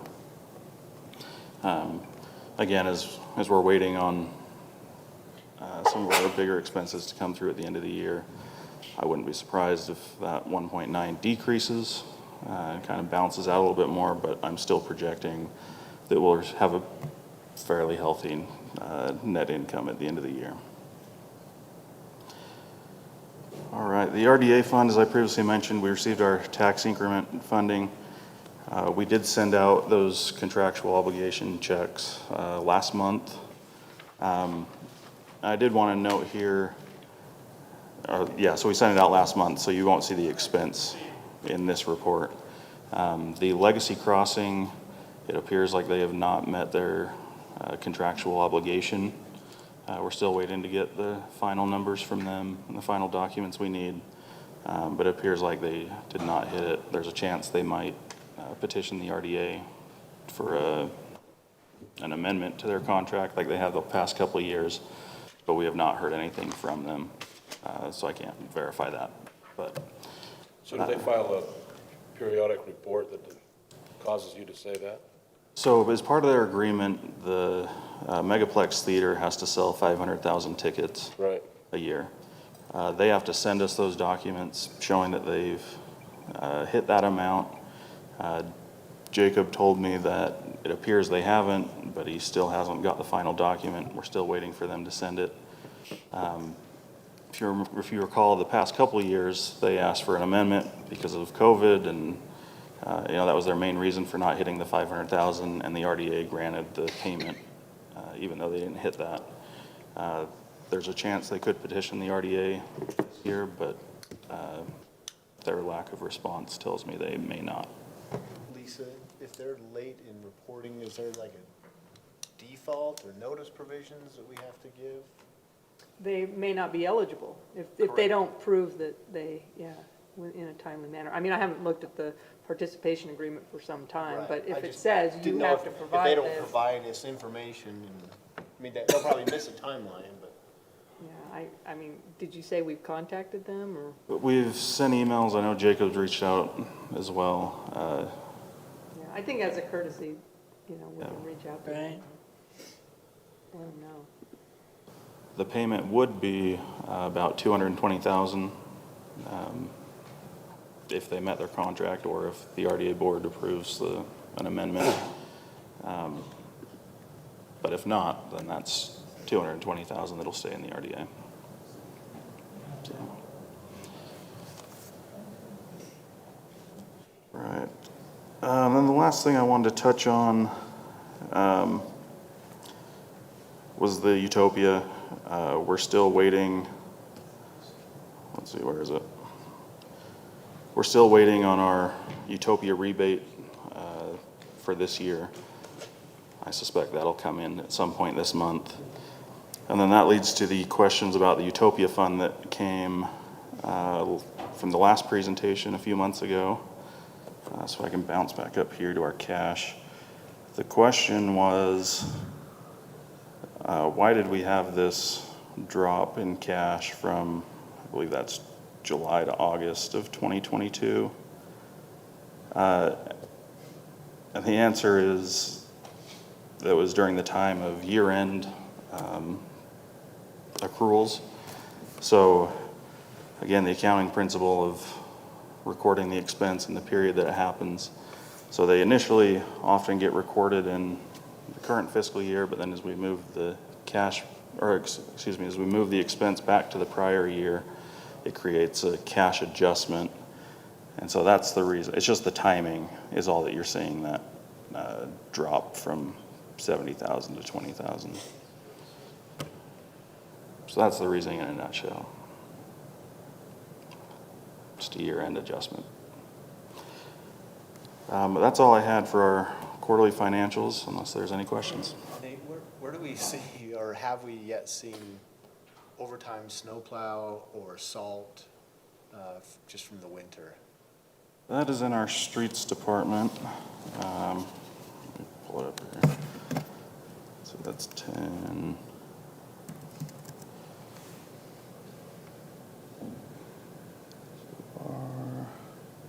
I've just been expecting a budget amendment, but I thought we'd,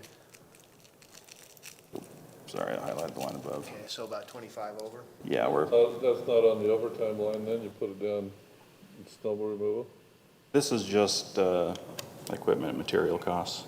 That's just the equipment and Okay. material, so we'd have. So there's to- probably with some any overtime as well? wages? Yeah, so there's, I mean, right now they're still sitting okay as far as the streets employees. But again, we're short-staffed in our streets. Part of the reason they're requesting the additional employees. So we're using some of our water and drainage employees to also help with snowplow. That's, Do you mind showing us the water and drainage employees, like how far are they Yeah. over on overtime? Are they in budget too? so this is water. They are slightly over. A little over, okay. And then drainage.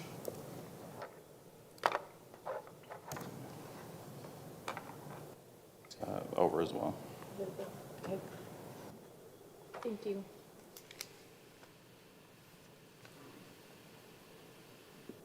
anything else? Questions for Nate? Thank you, Nate. Thank you. Thanks for all your presentations tonight. Appreciate it. All right, let's move to the council report. This council meeting, council member Hurst gets to report.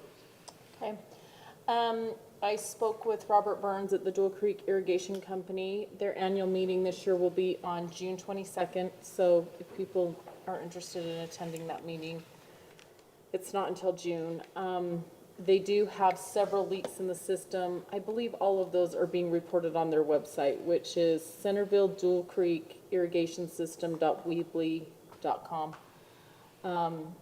They are working to address those. They brought the water in. The water is on in most places except for they have 3 to 4 major leaks throughout the city. One is a little more complicated because it's in a UDOT right-of-way, so they're working with UDOT. But it's going everywhere that they don't have a leak. So if you speak with anyone, they are working on them. Didn't Weaver Basin announce they weren't going on until May 31? I think we're using creek flow right now. That was my understanding. That's I didn't Dual- ask him that today. That's Dual Creek, not Weaver Basin. Yeah, so Weaver Basin may not be on. This is I just don't the know. south. I think south, Weaver yeah. Basin came on too, though. Weaver Basin's on May 1st. Weaver Basin's on.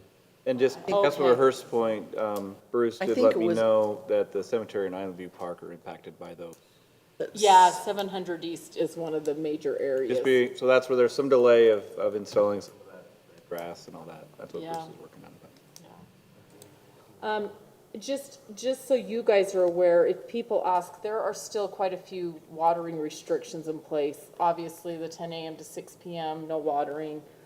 They do not want you watering 2 days in a row. So they are still looking, even though we have a better water year, that all of their rules are posted on their website. I think I'm telling you the main ones. They still want people to be very careful about watering the streets with their park strips. So those are all still kind of in place, even though we probably have, a little bit more water this year. The sewer district, they are busily working on designs for, it's not a complete reconstruction, but north and south plants both have to be significantly upgraded to meet state requirements. So they are working on that. That's still a couple of years out, and they're obviously starting to look into funding options. So we'll have more information on that probably in the next year or so. Wasatch Resource Recovery System, which is their little plant that they take food waste and process it into gas, it's been working for about 3 months now pretty effectively. They're still not breaking even, so it's still costing more than but they are working on some options to resolve that. So I did talk with Matt Meyer. He's the new general manager. Dal retired about last fall. So he has been named the new general manager, and if we are interested in having him attend a council meeting and give a report similar to what Dal did about a year ago, he's willing to do that. So is that anything council's interested in? Yeah, I'd be interested in it. Okay. Some of those facts you just reported seem substantially at odds with what I remembered from the past. I'll have to go look. Yeah, well, they've had some of the issue is that there are increased requirements by the state. And so that is probably a separate issue from, I think some of your questions have been more about the algae plant and the Wasatch Resource Recovery. The algae plant, The algae plant the board a few months back opted to go a different route. The algae plant was gonna cost significantly more, and now I'm trying to remember, I should have brought my notes, but he could address that a lot easier. But there was like putting it in today's cost dollars, it just did not make sense to run the risk, even with some of the money that was invested in the glass. It just didn't fly. there's some water quality standards, especially coming in, I believe it's at the South Plant, that the testing just did not work. And so to put the money there, it was a more expensive option, and just doing a more traditional system it's guaranteed to work, and it's a lower, I believe, if I recall right from the numbers, it's a lower, in today's dollars cost. I think they have an obligation then to come back and tell the world. Because they made major brags. I personally stood up for the rate increases, which were substantial. They made claims, and I feel left holding the bag. We are, not that this makes you feel better, but we are still considerably lower on our rates that we're paying for sewer. But they told us when we went down that there probably would be no sewer charge in 3 to 5 years. I mean, I wasn't there then. I know, can't- and so yeah, we did. We had people complain about that, and we were like, oh, well, just bite the bullet. In a couple of years, you'll be okay. They're gonna be little or nothing, and they're still going up. They So still are it's- going up, but some of that is because the state made some changes. Well, And I so- understand, but there is such a dramatic reversal. For sure. Matt would be happy to come and address that, and I think it would be much better for him to do it, because Yeah, I'm not trying to hold. I'm still trying to learn Yeah, the you're brand system. new on it, and I'm Yeah. not trying to hold your feet in the fire, but Yeah. I think that any of us, if we make, commitments like that, we need to stand up and say, hey, you know what? A, B, and C, it didn't work. We did the best that we could, but it didn't work. You still had sewer. We still haven't had any federal fines. We haven't had any state fines. We're still lower, but I think they owe it. I don't know if that's entirely true. I think we have been fined by the state once. Well, I was, Yeah. that's the kind of a report I think they should make. For sure. He's happy to do that. He offered to. I told him there was some concern about that, and he said he was happy to come, so. Okay. I think we just get him here, and then he can explain it a little better. Parks and Rec Committee, they have met the last couple of months, and we have quite a few new members. We do need another person, Mayor. We have one that's going off in June, so her term's up. So, sorry, that's never ending, right? Gina, I know I sound like a broken record, but back to Dual Creek. Yeah. Coincidentally, we had our Trails Committee meeting 2 weeks ago, and Chief was walking past and popped his head in, and he said, hey, what are we gonna do about that trailhead right above the reservoir? It's all Yeah. eroded. And I said, well, funny that you ask. Dual Creek continues to not They won't. be cooperative Yeah, whatsoever. I talked to him, they have no intention of allowing that. Okay. So I'm open to suggestions on how to work through that a little better. They blamed it on insurance provisions? Or why have they, Insurance and Trails Committee trespassed. Insurance and what? The Trails Committee trespassed and So did a little work without. anybody that accesses Dual Creek North Trailhead is a trespasser? In their mind, at least, I Yeah, I guess is don't- what they're saying. I think it's mostly the I think insurance that we have thing a that they're prescriptive concerned easement of about. sorts there, no? Well, to perfect it, it's a different story. Yeah, that's true. Okay. Gee, and just when we thought it was getting easier. Yeah, that's all I have unless you guys have any questions about any of it. Thank you. Is Parks and Rec Committee getting excited where when I find a new member, we can throw them in the fire? have Yeah, some I fun wasn't today? able to attend the last meeting, but maybe Bryce or Bruce could comment. I thought they seemed super excited at the one I was at 2 months ago. Yeah. Yeah, they've got the movies in the park that's laid out. Bryce has got some really fun. Come up here, Bruce. We're just gonna leave a microphone back there. Talk to it. Actually, I still want them standing up and approaching. Yeah, so we changed movies in the park, so each movie in the park kind of has its own theme. So like the first movie is Zootopia, and we're having an activity where there'll be snakes and reptiles and live animal show. I'm not coming to that one. Come on, they're insured. They're fine. We got all the proper I don't like- documentation. I don't like snakes. Anyways, I think that's family. so Scales and Tails is who it is. Pretty cool. And then there's other activities like the date night. We'll have the couples movie trivia that we did last time. We have a cosplay group coming dressed up as, the three princesses. I can't remember their names because I'm not a princess person. Cinderella, Elsa, Frozen, and yeah. somebody else. So that's on the night we show Tangled. Oh, is it Rapunzel? It's Rapunzel. Yep, thank you. Okay. So yeah, different activities like that. And then we're actually starting a new activity where we're calling it Neighborhood Nights. So we'll be showing up in different neighborhoods throughout the city and doing kind of like pop-up recreation activities, kind of bringing people out of their homes. Like for instance, we'll bring the street hockey goals and we'll have a street hockey game in the middle of the street. Or we'll invite other departments to also be there as well, where Public Works can come with a dump truck or police can come with a police car. Or it's just a great another hands-on opportunity to kind of get people out of their homes and socializing and things like that. So I think that's. Like that. Yeah, that's really awesome. And then all of our summer programs and stuff have started. We're already mostly halfway full in all of our classes and programs. So other than that, everything else is rocking. So. Awesome.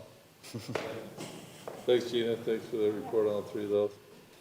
All right, mayor report. Before you go over there, other council, just for the council. Yes, I'm sorry. Help, there's a new board member at the South Davis Rec Center replacing Marty Money, who was a member of our community. The new board member is Jenny Decker, who is also a Centerville resident. Oh, good. Oh, great. Thanks, yeah, I appreciate Councilman Summers, because if there's anything pressing and that you're not reporting on. Not pressing. I always want to give you the opportunity. Okay, anything else? All right, mayor report. Okay, 3 weeks ago, in our COG meeting, we discussed the homeless bill. I just want you guys to know that we're a second-class county. We had League of City and Towns there. I leaned over to Justin and I said, we're second class. I don't like being second class. He says, yeah, you want to be first class and have the responsibility Salt Lake County does? I said, no, not really. But what basically came out of that is we have 15 cities. We got a committee of about 6 or 7. It's all mayors from the bigger cities because the requirements, it's probably going to land in one of those cities. I did say, hey, as COG chair and as a mayor, I'd be willing to participate as well too, but as right now, I'm not on that committee. It's like Clearfield and Bountiful and Layton and Syracuse. And then we talked about animal control. Animal control started presenting about all the things they want, and it really put off some of the mayors. Pretty much all of us, because it sounded like they were actually trying to get us start providing veterinary services, and we're going, whoa, that's the private sector that does this. So I think we're gonna address that a little bit more at our next meeting. We also have a meeting with city managers and mayors and the commissioners this Friday about animal care as well too at the county. I would point out and stress that over the last 10 years, costs have spiraled and services have gone down the tubes. Yeah. And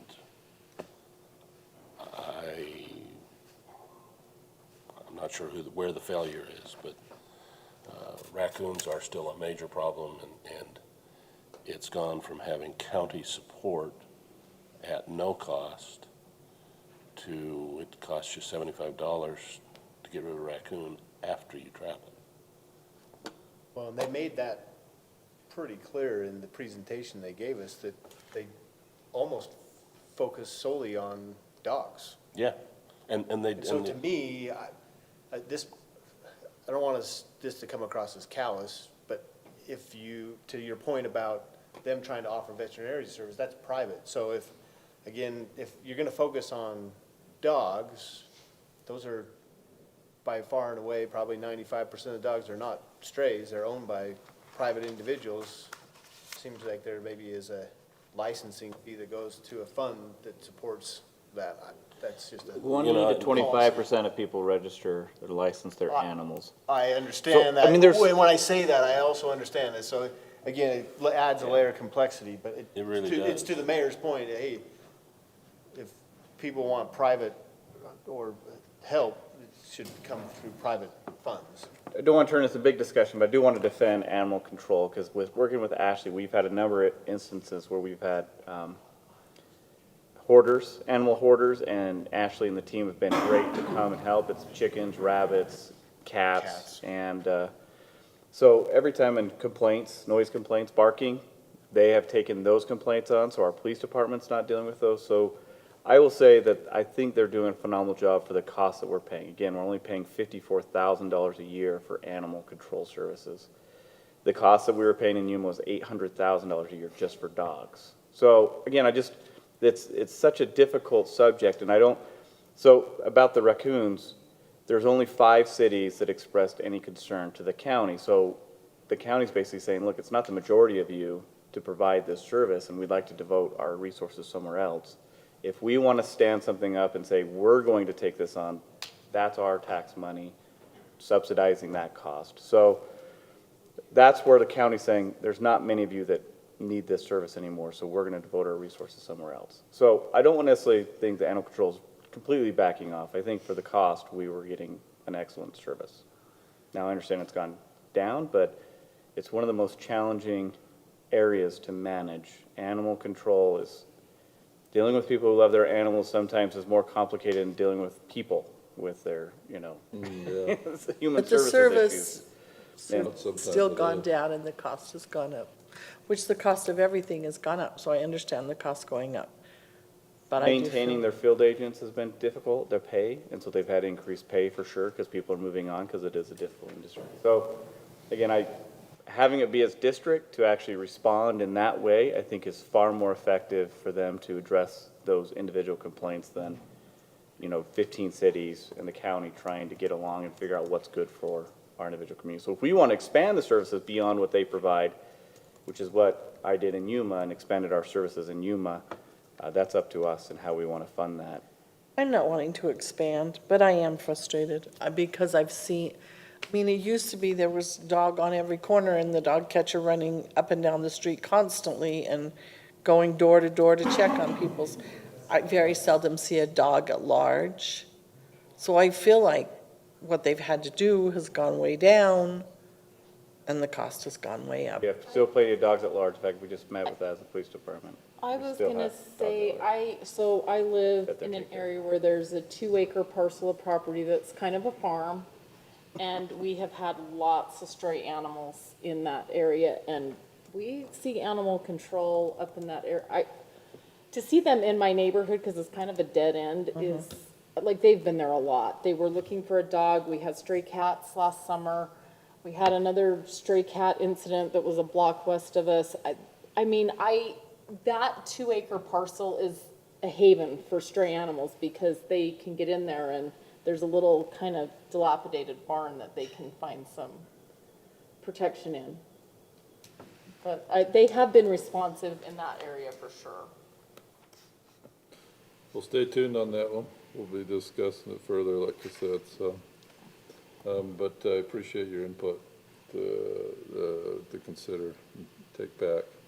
Wasatch Integrated Waste Management, looks like we might be going into the hauling business. The hauler is going out of business, declaring bankruptcy. Last time that they went out for a bid on that, there was only 2 people that bid, this local company, this Colorado company.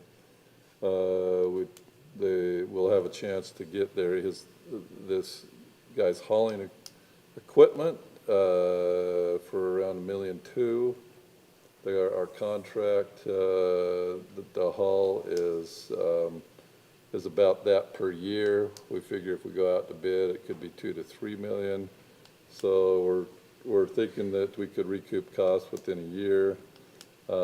It goes to vote to tomorrow with the whole committee. We do monthly meetings, 3 monthly meetings. It's a board of about 20 people. And then we meet every quarter up at the dump, and it's our quarterly meeting tomorrow. we'll be making a final determination and vote on that. The Episcopalian dinner, the third week of each month on Wednesday, through the hard work of the Episcopalian Church and other organizations, is back up and going again. They had the first one a week ago Wednesday. So that'll be the third Wednesday of every month. Are we gonna sign up to do it again? Are we gonna sign up to do it? To help. We were doing it about once a quarter, once every 6 months for a while. I'll reach out to, I know that John Hollingshead was big behind getting it going again, because I'd send to him, let's get that going, and I talked with the Reverend over there as well too, and she wasn't sure, she thought, I need help doing it, and so, yeah, maybe I should inquire with him of what help's needed. Youth Council signed up at 1 week as well. Newer members of the council, what did that consist of? Give us some context or background. We went over, the dinner is at approximately 5:30.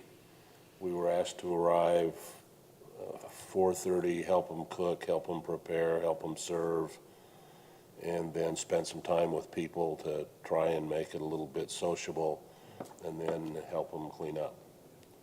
And we were doing it about, I don't know, it was either twice a year or 4 times a year, and I can't really remember. But they're doing that thing on a monthly basis. They have historically gotten a lot of support from both the food bank and the LDS Church to provide it. And it's, I continue to be amazed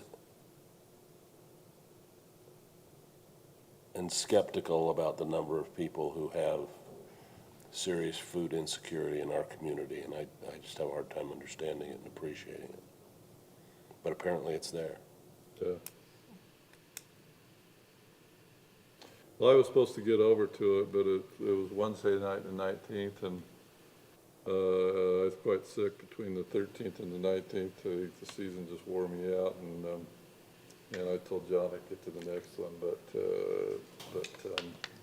so I wasn't able to get over the first one they had, but they have them the third Wednesday every month. Fire board meeting, I missed that. That was also on the 17th when I was sick as well too. I followed up with the chief, lots of talk on increased costs and loss of personnel that we had on the board besides our regular duties of, approving finances and that sort of thing. League of City and Towns, I was going to go down there. I rested up on the 19th, was feeling pretty good, scheduled a flight to go down on the 20th, and then I woke up sick again. But hopefully it was a great meeting for those that did go. It was a good meeting. And if there's anything to report, then welcome that as well too. Today went on a tour of the city with our flooding. Concerns about flooding. There wasn't any flooding so far, knock on wood, with Mike and Dave and the chief, and between about 3:30 and 5, and it was very good. I was glad that we went around.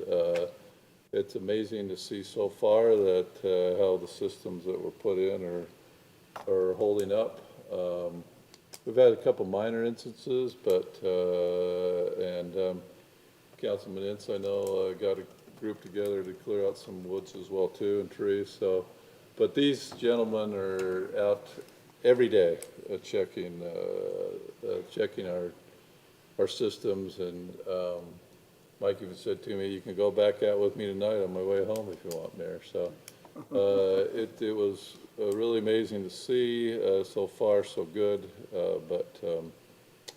So hats off to what all our staff's doing and monitoring that, keeping things cleaned out. Mike and Dave did want me to also acknowledge the county's been quite responsive, getting out as well too, and over the last few days, and keeping things cleaned out as well too. Anything that I missed on that you want to report? Okay. So we're just really grateful to all they're doing. Last thing I have is get out and enjoy our parks. I was up at Island View on Saturday with my grandkids. I said to them after they helped me put up the tramp in their yard and jumped on it for a bit, I said, you want to go to the park on the various levels? And I'd never seen that much enthusiasm out of my grandkids before. So they just love that park. fun. And that was about the third time I took them. And I loved it so much, I went back on Monday morning and played tennis with my son between 8 and 10 in the morning, and it was just a beautiful morning up there. So enjoy our parks, enjoy what we have up there. They're really amazing. So, and hats off and thanks to Bruce and his crew for what they do there. So, any questions for me? All right, that's what I have. All right, city manager report. Thanks, Mr. Mayor. Just have a few items. We're starting to receive some phone calls from residents regarding there's a new conservation program out there to actually rip out your lawn, not just the strip, but the lawn. The state approved funding for this conservation program, and Weaver Basin is one of those districts that is signed up to participate in it. But I just want to share, based on our previous conversations, we're not eligible for that program because it's not just a recommendation that we have in our existing ordinance for Flip the Strip, it's a requirement. And we're a little hesitant to go to the point to start requiring certain percentages of grass versus, xeriscape and things like that. So as of now, our residents are not eligible for that, and we have concerns as staff of going that direction, because then we would be the enforcement. So they receive the incentive, as they say, change it back. It's the same. It's our responsibility. It's the same discussion as Flip the Strip. Exactly. We had. Yeah. So we, as staff, are hesitant to go that direction unless council wants to consider it, but I still think we should avoid being the enforcement of that. It's just a lot more staff work on our community development to oversee, manage. And frankly, some of our residents may not be interested in submitting site plans and that whole regulation. So, but I'm saying some cities that are eligible, it's really for new construction and not so much existing. So a lot of our residents wouldn't even qualify for this anyway, depending how we implement it. So if you get questions from residents, our position is, due to the nature and requirements of it, we're not in support of this program at this time, if that's fair.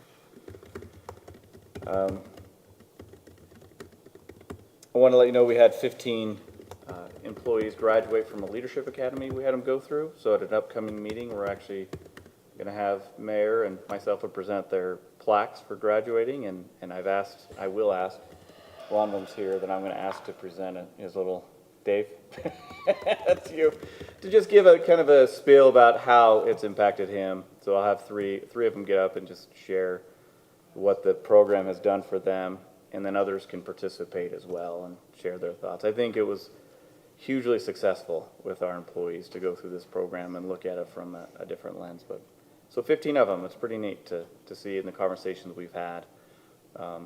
So anyway, I just we'll recognize those 15 that graduated. Flooding, I just want to build off what the mayor said. I think the county's doing a great job now and our staff's doing a great job now, but I also want to recognize what's been done already. I think staff has done a phenomenal job identifying these potential flooding concerns, and I appreciate the county being responsive. So we've identified areas where we have a concern, and we've worked with the county to invest the money in the infrastructure here in the city. And we do feel we've benefited more so than our neighboring communities, particularly in our flood, because our proactive nature of our staff, Randy, Mike, and Kevin. I want to recognize those three primarily, but of course the rest of Public Works. So, and Dave, of course, when he was in the drainage side before, but they've done a great job. And so the county, I think it looks great going around with staff and monitoring myself and driving around. I don't see any huge concerns, and it's just been awesome. And of course I had a concern about landslides even before Draper happened, and I went around with Mike and Kevin, and again, we're doing pretty good there too. I think our planning and our engineering staff being protective of our hillside that the Nature Council has taken in past of not allowing development up there has been beneficial, because we're not in a Draper situation or a North Salt Lake situation of years past. So, and with the Draper situation, it's just proves that we're doing the right thing and to remain steadfast and continue to hold the line on the hillside development. Do we have any idea what, I looked at the Snowtell site for Perch Creek at the end of last week. Very little snow melt had come off yet. Where are we at now? We've We're had at quite a few 54, warm but days. I what are haven't we- looked today. I think we're at 54, but we might have dropped a little bit, right? Maybe 52. Dave looks every day. I know, have I it on knew my, he would know, so that's why I'm He reported to me asking. the last 2 I days. have it on my save tab, Gina. Oh, good. So yesterday, over the 24-hour period, we lost 2.5 inches, which took us to 53.5 inches of water content. It did change the snow content, but remember, we don't really look at that number as much because it's going to compress and compact and do all of its stuff. But we're at about 53.5 inches left. Number that we've kind of used is 3.5 is a comfortable number that we've been able to see historically move through the town. Not that it's one we'll hold to 100%, but it's one that we have seen, and that's where we start to, maybe I'll start to act stressed at that point, but not until then. We do have an upcoming cool down, which is. That's true. Yes, I was gonna So long as say, it if doesn't we stay can cool for just too kind of long. get a pretty consistent little bit of cool down too, it'll help, right? Absolutely. As we talked before, if we have some of these warms, then these cools, it just kind of manipulates that snowpack and lets it get a chance to kind of settle a little bit, and then we melt a little more off. And if we can have this kind of fluctuation, I mean, we're going to see it probably within a month's time, so give or take.